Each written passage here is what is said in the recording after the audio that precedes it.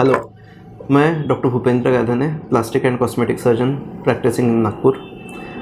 आज हम बात करेंगे गायनेकोमेस्टिया। गायनेकोमेस्टिया एक बहुत ही कॉमन कंडीशन है आज के समय में। ऑलमोस्ट 70 to 80% पुरुषों में ये चीज़ पाई जाती है। तो जानते हैं कि क्या होता है गायनेकोमेस्टिया। गायनेकोमेस्टिया को मैन बूब्स भी बोला जाता है, मेल बूब्स भी बोला जाता है। गायनो इज़ अ लिंगो आज के डेट में जो सोशल मीडिया पे काफ़ी ट्रेंड हो रहा है। ये बेसिकली होता कुछ नहीं है, ये जो दूध बनाने की ग्लैंड होती है जो फीमेल्स में होती है उसका समहाउ वो पुरुषों में बढ़ जाती है। क्या उसके कारण होते हैं, इसके बारे में आज हम डिटेल में बात करेंगे। सो बेसिकली गायनेकोमेस्टिया, जब भी कोई लड़का या लड़की पैदा होते हैं दोनों में ब्रेस्ट ग्लैंड होती है। वो जैसे प्यूबर्टी के टाइम पे, जैसे जवानी का टाइम होता है 13 से 15 साल का, उस टाइम पे शरीर में हार्मोन्स की इम्बैलेंस हो जाता है। Male hormone testosterone, female hormone oestrogen, इसमें जो इम्बैलेंस हो जाता है कुछ कारणों की वजह से, जो कि काफ़ी नॉर्मल है। और अराउंड 80 to 90% ऑफ द लोगों में ये इम्बैलेंस पाया जाता है। इसके चलते 13 साल से 15 साल तक के ब्रेस्ट में, मेल चेस्ट में एक छोटी सी गार्ड बनना शुरू हो जाती है, जो काफ़ी कॉमन है। अराउंड 80% जिनमें ये बनी है वो अपने आप वापस चली जाती है 17 से 18 साल तक के, जिसके लिए कोई दवाई लेने की ज़रूरत नहीं होती। वो अपने आप ही, जैसे हार्मोनल इम्बैलेंस ठीक हो जाता है, अपने आप ठीक हो जाती है। बट कुछ लोगों में जो ग्लैंड परसिस्ट कर गई या फिर 18 साल के बाद वो वापस बढ़ना शुरू हुआ है, उस एक बारी जब ग्लैंड बन गई 18 साल के बाद में, 19 साल के बाद में, वो वापस नहीं जाती है। उस परसिस्टेंट ग्लैंड को हम गायनेकोमेस्टिया कहते हैं। तो गायनेकोमेस्टिया क्यों होता है, इसके मोस्ट कॉमन कॉज है इडियोपैथिक, जो हार्मोनल इम्बैलेंस की वजह से होता है, जिसका एग्जैक्ट रीज़न किसी को नहीं पता है, पिन पॉइंट करना बड़ा डिफ़िकल्ट है। बाकी जो 10% ऑफ द केसेस है वो उसमें जिम के लिए, जो जिम गोअर्स हैं वो एनाबॉलिक स्टेरॉइड्स का यूज़ करते हैं अगर, तो वो एक मेन कारण पाया गया है। Excessive use of steroids in any medical condition, prolonged, लंबे समय तक अगर स्टेरॉइड्स का यूज़ किया है तो उसके वजह से भी गायनेकोमेस्टिया हो सकता है। काफ़ी दवाइयाँ हैं जो लंबे समय तक के अगर हम बाई चांस किसी चीज़ के लिए हमने ली है तो उससे भी गायनेकोमेस्टिया हो सकता है। कुछ सिंड्रोम्स होते हैं, जेनेटिक सिंड्रोम्स, क्लेनफेल्टर सिंड्रोम जैसे, उसमें ये काफ़ी चीज़ें पाई जा सकती हैं गायनेकोमेस्टिया। तो सर्जरी से हमें क्यों ये गायनेकोमेस्टिया हुआ है ये रूल आउट करना काफ़ी इम्पोर्टेंट है, जो एक सिंपल फिजिकल कंसल्टेशन से, एक बार अगर विद डिटेल्ड हिस्ट्री टेकिंग से हम रूल आउट कर सकते हैं। सो गायनेकोमेस्टिया हो गया तो इसमें कोई बड़ी भारी भयंकर चीज़ हो गई या फिर हमारी जान को धोखा है या इसमें कैंसर बन जाएगा, ऐसा बिल्कुल नहीं है। ये काफ़ी कॉमन चीज़ है, बहुत लोगों में पाई जाती है। निप्पल के नीचे छोटी सी गांठ फील हो सकती है, उसमें कभी दर्द हो सकता है, या फिर बिल्कुल 90% ऑफ द लोगों में बिल्कुल उसमें दर्द नहीं पाया जाता। उससे क्या दिक्कतें हो सकती है, वो एक बार ग्लैंड आ गई वो समय के साथ बढ़ते हुए जाती है। दूसरा, जब भी हम टाइट टी शर्ट पहने तो उसमें वो निप्पल्स पोक आउट कर सकते हैं, या फिर टाइट टी शर्ट, टाइट कपड़े पहने तो एक फीमेल ब्रेस्ट का अपीयरेंस आ सकता है, जिससे हमें एक सोशल इवेंट में, गैदरिंग में थोड़ा सा अनकंफर्टेबल लगता है। जिनमें काफ़ी ज़्यादा ग्रेड बढ़ चुकी होती है वो काफ़ी साइकोलॉजिकली डिप्रेस्ड होते हैं, वो लोगों से खुलते मिलते नहीं हैं। एक आउटडोर सोशल मीटिंग में या फिर जैसे स्विमिंग पूल चले गए, जिम चले गए, वहाँ पे उन्हें बहुत अनकंफर्टेबल फील होता है। अगेन गायनेकोमेस्टिया में ये चीज़ काफ़ी पाई गई है कि जैसे वेट गेन होता है तो उसमें वो जो ग्लैंड है वो कैमोफ्लेज हो जाती है विद एक्स्ट्रा फैट। एक काफ़ी कॉमन कंप्लेंट हम देखते हैं कि जैसे ही सर हमने जिम शुरू की, मुझे अच्छा नहीं लगता था, जिम जाता था और उसमें ये एक छाती में उभार सा दिखता था। मैंने काफ़ी डाइट शुरू की, एक्सरसाइज की, जिमिंग शुरू की, पर उससे ये ज़्यादा प्रोमिनेंट हो गया। अब आप समझिए वो ग्लैंड में, गायनेकोमेस्टिया में फैट होता है और ग्लैंड होता है। जब हम वर्कआउट करते हैं वो फैट बर्न आउट हो रहा है, ग्लैंड कभी बर्नआउट नहीं हो सकती, ना ही कम हो सकती है। तो उस स्टेज में वो ग्लैंड ज़्यादा प्रोमिनेंट होती है। तो जब हम वर्कआउट कर रहे हैं, इतनी मेहनत कर रहे हैं, उसके बाद जब शेप चेंज हो जाती है तो ये काफ़ी डिस्ट्रेसिंग होता है पेशेंट्स के लिए। एक ये मेजर कंप्लेंट है। एंड अगेन जिम गोअर्स एक पीयर प्रेशर में बोल दीजिए कि उनको they are force to take anabolic steroids. जो आपके जिम ट्रेनर्स है, इसमें बहुत सारी चीज़ें हैं कि जो इन्होंने लिया है, एक पीयर प्रेशर बोल दीजिए कि नहीं आप लो, आपकी शेप जल्दी आ जाएगी। ये काफ़ी दुष्प्रचार सोशल मीडिया पे भी है, ग्राउंड लेवल पे भी है। तो इसके लिए स्टेरॉइड से बचने के लिए काफ़ी अवेयरनेस की काफ़ी ज़रूरत है। स्टेरॉइड्स ले सकते हैं but that has to be in medical supervision. Gynaecomastia की वजह से एक low self esteem, low on confidence, लोगों से बातचीत ना करना, लोगों से मिलते हुए एक कॉन्फिडेंस की कमी, ये एक मेन रीज़न है जिसके लिए हमारे most of the patient surgery कराते हैं। Again if entering into relationship, they feel very awkward with their partners also, with due to the large sagging breast mounts and chest की शेप की वजह से। तो ये भी एक मेजर रीज़न होता है कि पेशेंट्स ट्रीटमेंट इसकी सीख करते हैं, वो चाहते हैं कि इसका ट्रीटमेंट हो जाए। एंड ये जो साइकोलॉजिकल ट्रॉमा से वो जा रहा है, उससे वो बाहर निकल पाए और अपनी प्रोफेशनल लाइफ में, फैमिली लाइफ में, पर्सनल लाइफ में वो बेटर फोकस कर पाए। तो ग्रेडिंग एक बहुत इंपॉर्टेंट एस्पेक्ट है गायनेकोमेस्टिया में। ग्रेडिंग के ऊपर डिपेंड करता है कि क्या ट्रीटमेंट ऑप्शंस आपके हमारे लिए सही है, क्या उसका रिकवरी टाइम रहेगा एंड सर्जरी में कितना खर्चा आएगा। तो ग्रेडिंग बहुत डिफरेंट टाइप्स की ग्रेडिंग्स आज के गायनेकोमेस्टिया में काफ़ी तरीके के ग्रेडिंग्स है। मोस्ट कॉमन है Simons grading and Roerich at all grading. Basically इसमें गायनेकोमेस्टिया को ग्रेड 1, 2, 3 एंड 4 में डिवाइड किया जाता है, ब्रॉड वे में अगर आपको समझाया जाए। So Simon's grading, grade 1 small enlargement without skin excess, मतलब थोड़ा छोटा सा निप्पल के नीचे एक गांठ है जिसके वजह से वो एक निप्पल प्रोमिनेंट हो रहे हैं, पोक आउट कर रहे हैं। जब भी हम टाइट टी शर्ट पहनते हैं वो ज़्यादा दिखाई देते हैं, ठंडी या गर्मी में वो उसका साइज़ चेंज होता है। ग्रेड 2A में moderate enlargement without skin excess, एक moderate enlargement without skin excess पाई जाती है ग्रेड 2A में, जबकि ग्रेड 2B में moderate enlargement of the gland and fat with bit of extra skin. वही फ़र्क हमारा ग्रेड 3 में जब चले जाते हैं तो marked enlargement with excess skin, marked enlargement with excess skin mimicking female breastosis। मतलब ग्रेड 3 में फैट भी ज़्यादा है, सिग्निफिकेंटली ग्लैंड भी ज़्यादा है, और साथ में उसने वो ब्रेस्ट एक प्रॉपर ब्रेस्ट की शेप ले चुका है और वो उसने लटकना शुरू कर दिया है, जो वर्स्ट सबसे ज़्यादा सिग्निफिकेंट ग्रेड में पहुंच चुका है। मतलब सो grade 3 and grade 4। Grade 3 moderate ptosis, एक ब्रेस्ट का शेप ले चुका है पर ज़्यादा लटकना शुरू नहीं हुआ है, और ग्रेड 4 जिसमें प्रॉपर एक सैगिंग आ गई है और एक प्रॉपर ब्रेस्ट दिखता है और वो लटकना शुरू हो चुका है, वो ग्रेड 4 सिवियर ग्रेड में आ जाता है। तो क्या किया जाए? गायनेकोमेस्टिया हो गया है, ग्रेडिंग हो गई है, डायग्नोसिस हो चुका है, पता है ग्रेडिंग है, अब इसका प्रोग्नोसिस क्या है, क्या इसको कैसे ठीक किया जा सकता है? तो सबसे पहले हम कोई भी दिमाग में सवाल आएगा कि क्या बिना सर्जरी ठीक नहीं हो सकता? क्या हम कोई दवाई नहीं ले सकते, कोई मालिश के लिए तेल या फिर जो भी हमें इजी वे आउट लगता है कि क्या हम बिना सर्जरी के इससे निकल सकते हैं? अनफॉर्चुनेटली एक बार ये ग्लैंड आ गई है तो इसने सिर्फ समय के साथ बढ़ते जाना है। एक तो वो उसी साइज़ की रह सकती है कुछ टाइम के लिए, पर वो वापस नहीं जा सकती अपने आप। तो सर्जरी के बगैर इसको ट्रीट कर पाना बहुत मुश्किल है। कोई दवाइयाँ अवेलेबल नहीं है, वो जो काफ़ी फीमेल टैमोक्सिफिन नाम की दवाई ट्राई की गई है, पर वो 17 से 18 साल के पहले और काफ़ी कम लोगों में यूज़ की गई है, और इसके रिज़ल्ट्स भी उतने प्रूवन नहीं है कि इससे ये गायनेकोमेस्टिया चला जाता है।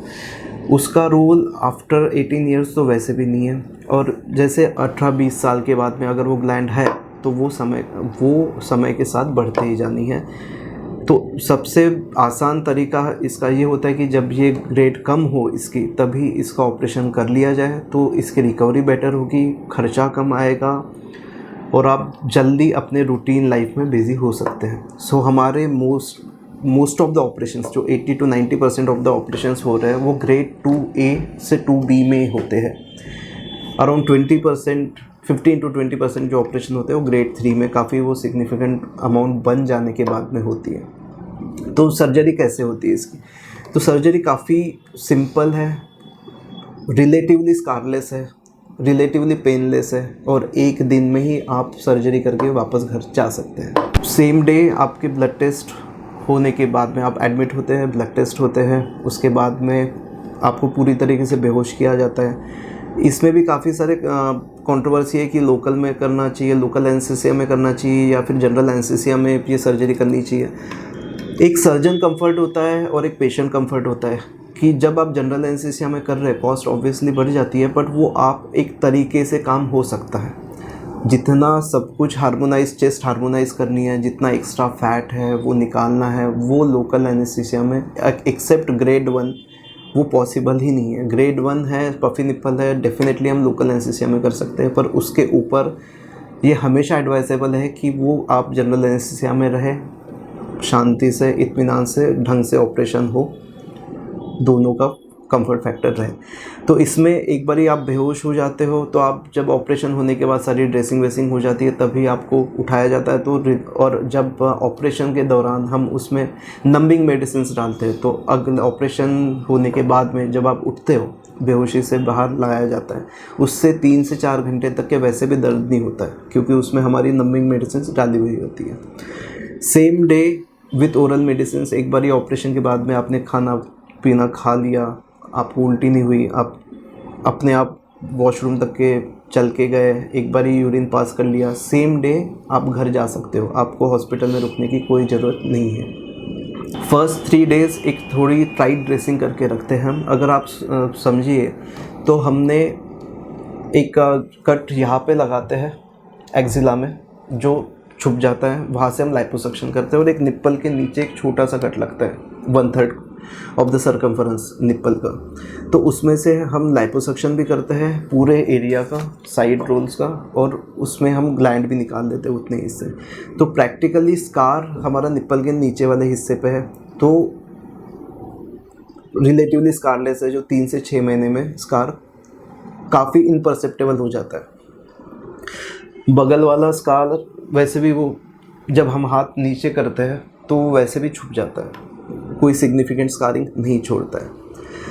सर्जरी के बाद में एक टाइट ड्रेसिंग की जाती है ताकि जो जहाँ पे हमने लाइपोसक्शन किया है वहाँ पे कोई सडनली जर्क ना लगे, कोई ब्लीडिंग ना हो, कोई अंदर पानी जमा ना हो या फिर ब्लड जमा ना हो।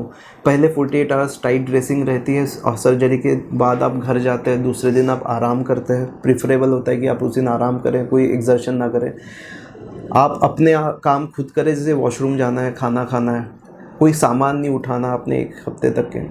तीसरे दिन आप वापस आते हैं, ड्रेसिंग चेंज की जाती है और मैं प्रेशर गारमेंट पहनाता हूँ, आपको समझाता हूँ कि कितने टाइम पहनना है, कैसे पहनना है और कैसे ड्रेसिंग्स का रख रखाव करना है। टाँके घुलने वाले होते हैं तो निकालने की ऐसा ज़रूरत नहीं होती। तो आफ्टर 3rd डे एक जो हमारा कंसल्टेशन हो जाता है, एज सच आपको वापस आने की ज़रूरत नहीं होती है, बट आपको किसी भी कारण आपको लगता है आना है, दिखाना है, तो your patients are most welcome. अगर आते हैं वापस तो वो हमेशा बेहतर ही होता है। सो सर्जरी, गायनेकोमेस्टिया की surgery simple day care surgery है। एक दिन 1.5 से 2 घंटे में आपका सारा काम, सारे सर्जरी का काम हो जाता है and same day we can go home. Surgery में अब ये ग्रेड 2B और ग्रेड 3 में भी हम सिर्फ लाइपोसक्शन और ग्लैंड एक्सिजन कर सकते हैं, ये कॉमन पार्ट है।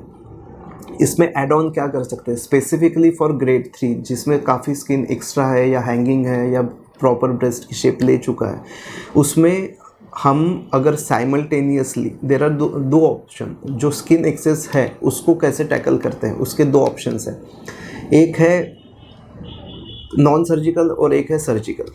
अगर यंग एज है किसी पेशेंट की, जो जैसे काफ़ी यंग एज में पाया जाता है 23, 24 अप टू 25 ईयर्स, कोई सिग्निफिकेंट वेट लॉस नहीं हुआ है, जैसे आपने 120 केजी के थे और आपका 90 केजीज हुआ है, या फिर आप 100 के थे, आपने वेट लूज़ करके 70 पे आ गए हैं, तो इस स्टेज में कैसा है कि जो स्किन ऑलरेडी स्ट्रेच्ड आउट थी वो ऑलरेडी वेट लॉस के बाद में सिकुड़ चुकी है, कॉन्ट्रैक्ट हो चुकी है। तो ऐसे केसेस में स्किन कॉन्ट्रैक्शन आफ्टर सर्जरी थोड़ा कम पाया जाता है। बट कंपेयर्ड कि अगर यंग एज है, बिलो 25, कोई मेजर फ्लक्चुएशंस वेट में नहीं हुए हैं, तो सिंपल हमारे लाइपोसक्शन और ग्लैंड एक्सिजन के बाद में जो प्रेशर गारमेंट पहनना होता है, जैसे ग्रेड 2B तक हम 2 से 3 हफ्ता पहनने के लिए बोलते हैं। 2 से 3 हफ्ता मोर देन इनफ है कि स्किन रिट्रैक्ट होने के लिए। बट ग्रेड 3 में जैसे ही हम जाते हैं, जो स्किन एक्स्ट्रा है वो स्किन वापस जाने के लिए 2 तरीके हैं। जैसे मैंने बताया कि एक तो आप सर्जरी से तुरंत निकाल दीजिए, तो उसमें निप्पल के चारों बाजू टाँके लग जाते हैं, रिकवरी में 1 हफ्ते का समय थोड़ा ज़्यादा लग सकता है। या फिर दूसरा तरीका ये है कि हम वो प्रेशर गारमेंट पहनते रहें, अपने बॉडी को चांस दे कितना वो रिट्रैक्ट हो सकती है, 3 से 4 महीने तक के हम उसको फॉलो अप करें, कितना रिट्रैक्शन हो सकता है। उसके बाद में जैसे हम जिमिंग शुरू करते हैं, मसल मास बढ़ाते हैं, तो उससे भी हम वो चीज़ अचीव कर सकते हैं। Again there is something called vaser in the gynaecomastia. Vaser का स्पेसिफिक रोल है ग्रेड 3 में। जैसे वो स्किन एक्स्ट्रा है, जो स्किन लिफ्ट करनी है हमें या स्किन एक्सरसाइज करनी है, vaser has a very specific role in grade 3। Vaser एक मशीन होती है जिससे अल्ट्रासाउंड एनर्जी यूज़ की जाती है, जिससे फैट लाइज होता है, फैट को ब्रेक डाउन किया जाता है इजीली विथ लेस, मतलब काफ़ी ब्लीडिंग कम होती है उसमें, और significant amount of skin contraction उससे हम अचीव कर सकते हैं। सो व्हेन अगर हम कन्वेंशनल लाइपोसक्शन करते हैं और अगर हमने वेजर यूज़ किया है, तो काफ़ी सिग्निफिकेंट रिजल्ट्स हम अचीव कर सकते हैं विथ वेजर। की स्किन काफ़ी बेटर रिट्रैक्ट होती है, काफ़ी अच्छी कॉन्ट्रैक्ट होती है 2 वीक में ही, कंपेयर टू जो नॉन कन्वेंशनल अपना कन्वेंशनल लाइपोसक्शन हो गया, उसमें थोड़ा टाइम लग जाता है। But again vaser is a costly thing, machine काफ़ी महंगी है, उसके कॉस्ट इम्प्लीकेशन भी है। बट अगर cost is not an issue, तो पोटेंशियल स्किन लिफ्ट हम वेजर से अवॉइड कर सकते हैं, और बहुत एक एक्स्ट्रा एज जो रिजल्ट्स में आ सकता है वो हम वेजर से अचीव कर सकते हैं। So next, so what are the precautions and after care we are suppose to take care after surgery. Basically जैसे हमने डिस्कस किया है कि हमने स्किन है, स्किन के नीचे फैट और ग्लैंड निकाल दिया, बाकी पीछे हमारी मसल है, चेस्ट मसल्स है, तो उसके बीच में जो खाली जगह हो गई, अगर उसमें पानी ना भरे और ये जो स्किन है वो वापस चिपकी रहे और रिट्रैक्ट हो जाए, इसके लिए हम यूज़ करते हैं प्रेशर गारमेंट। तो प्रेशर गारमेंट क्या है? एक बेसिकली एक टाइट बनियान जैसे होती है, एक सॉफ्ट मटेरियल होता है जो स्किन पे जेंटल होता है, और एक फर्म कॉम्प्रेशन चारों साइड से देता है। तो उसमें वो जो स्किन होती है चेस्ट से चिपकी हुई रहती है, जो खाली जगह है उसमें पानी नहीं भरता, ब्लड नहीं भरता, और जो हीलिंग है वो बेटर तरीके से होती है, फास्टन कर देती है सारी चीज़ों को। तो ये प्रेशर गारमेंट कितने दिनों तक के पहनना है? पहले 1 हफ्ता रिलीजियसली हम बोलते हैं कि 24 घंटे पहनी है, जब हम बस नहाने जा रहे हैं उस टाइम पे वो निकाल के रख सकते हैं। हम इमीडिएटली 3rd डे से 4th day after surgery shower ले सकते हैं। हमें एक निप्पल के ऊपर छोटी सी ड्रेसिंग करनी होती है 14 दिनों तक के, उसके ऊपर प्रेशर गारमेंट पहनना होता है। जितना देर हम प्रेशर गारमेंट पहनेंगे उतने जल्दी वो स्किन रिट्रैक्ट होगी, उतने जल्दी आप नॉर्मल सी में आएंगे। ऑपरेशन के बाद में थोड़ी सी सूजन होती है स्किन में, जो यूजुअली 3 से 4 हफ्ते में धीरे धीरे कम हो जाती है। बेस्ट रिजल्ट्स, फाइनल रिजल्ट्स आपको 3 महीने में दिखाई पड़ते हैं, 3 से 3 महीने में दिखाई पड़ते हैं। 1 हफ्ते तक के आप बेटर है कि कोई ऐसी एक्टिविटी ना करें जिसमें एक आपके चेस्ट मसल को सडनली कोई झटका लग गया, जैसे आप बाइक चला रहे, साइकिल चला रहे, कोई गड्ढा आ गया, एक सडन जर्क आ गया, तो वो एक चीज़ आपने कुछ वेट उठाना है, 1 हफ्ते के लिए आपने वो चीज़ अवॉइड करनी है। जिमिंग, मोस्ट कॉमन क्वेश्चन ये होता है कि उसके बाद में हम जिम कब शुरू कर सकते हैं? सूचर्स 14 दिन में भर जाते हैं। चेस्ट आप इमीडिएटली आपका कार्डियो, ब्रिस्क वॉक, रनिंग आप शुरू कर सकते हैं आफ्टर 2 वीक्स। बट जो हेवी एक्सरसाइजेस है, वेट लिफ्टिंग है, बेंच प्रेसेस है, उसके लिए आइडियली 3 से 4 हफ्ता वेट करना सही रहता है, ताकि एक बार ये टाँके आपके सही से भर जाए। प्रॉब्लम ज़्यादा नहीं आती है, बट वही अगर हम वेट कर लें, हीलिंग एक बार सही हो जाए तो देन वी आर सॉर्ट। मतलब उस एक बार हीलिंग सही से हो जाए तो उसके बाद में पूरी ज़िंदगी पड़ी है हमारे पास वर्कआउट्स वगैरह करने के लिए। सो रिज़ल्ट्स कब हम एंटिसिपेट कर सकते हैं? एक का रिज़ल्ट्स मोटे मोटे आपके ऑन टेबल ही आ जाते हैं इमीडिएटली ऑपरेशन के बाद में। जितना फ़ैट निकलता है, जितनी ग्लैंड निकालते हैं, वो तो आपको वो immediately on table he results काफ़ी शेप में तो आप आ ही जाते हैं। जो स्किन में एक्स्ट्रा दवाई है, पानी है, जो सूजन है, उसको जाने के लिए थोड़ा सा समय लगता है, जिसके लिए प्रेशर गारमेंट है। और जो प्रेशर मसाजेस होती है, लिम्फेटिक मसाजेस होती है, जो मैं आपको बताता हूँ, जैसे जब प्रेशर गारमेंट पहनाता हूँ, उससे वो प्रोसेस हम स्पीड अप कर सकते हैं। Final results 3 months. जो स्कार जो है निप्पल के नीचे, वो पूरी तरीके से फेड होने के लिए, काफ़ी हद तक के इनकॉन्स्पिक्यूअस होने के लिए, या फिर वो पता ना चले, इसके लिए हमें एटलीस्ट 6 to 9 मंथ्स वेट करना चाहिए। Again results depends on the grade. हमें जो है ग्रेड 2A में 14 days to 3 weeks में काफ़ी अच्छे रिजल्ट्स आ जाते हैं, बिकॉज उसमें स्किन एक्स्ट्रा है ही नहीं। जो ग्लैंड है वो निकाल दी हमने, एक चेस्ट हार्मोनाइज कर दी लाइपोसक्शन करने के बाद में, तो 2 से 3 हफ्ते काफ़ी हो जाते हैं। ग्रेड 2B जिसमें थोड़ी सी स्किन एक्स्ट्रा है, 4 to 6 weeks are more than enough. जितना ज़्यादा देर पहनेंगे प्रेशर में उतना बेहतर है।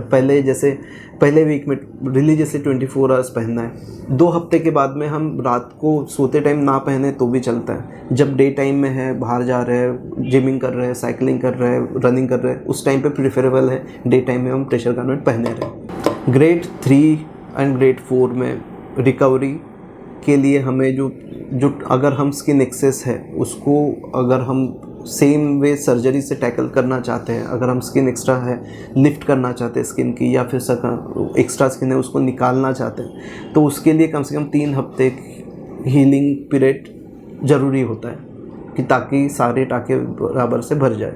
यदि हम एक्स्ट्रा स्किन नहीं निकाल रहे, थोड़ी सी लूजनेस इन द स्किन लग सकती है, जो प्रेशर गारमेंट से धीरे धीरे कम होती है। इसमें एक तो हम वेज़र का यूज़ करके वो स्किन कॉन्ट्रैक्शन स्पीड अप कर सकते हैं, या फिर इवन ऑपरेशन के बाद में हमारे पास बॉडी टाइट जैसे काफ़ी इंफ्रारेड एंड बॉडी टाइट जैसे लेज़र्स अवेलेबल हैं, जो हमने एक बारी हमारे स्किन को वापस रिट्रैक्ट होने का मैक्सिमम चांस दे दिया विद प्रेशर गारमेंट। जो रेसिडुअल स्किन एक्सेस है, जो 3 महीने के बाद भी हमें लग रहा है कि नहीं वो एक्सेस स्किन है वो वापस नहीं गया है, तो उसके लिए हम लेज़र्स का इस्तेमाल कर सकते हैं। इसमें थोड़ा प्रोसेस लंबा हो जाता है। सर्जरी में सेम डे ही एक्स्ट्रा स्किन निकल जाती है, बट वही अगर हमें चेस्ट पे स्कार अवॉइड करने, ऑल अराउंड निप्पल अगर अवॉइड करने, तो हमारे पास ये ऑप्शन होता है।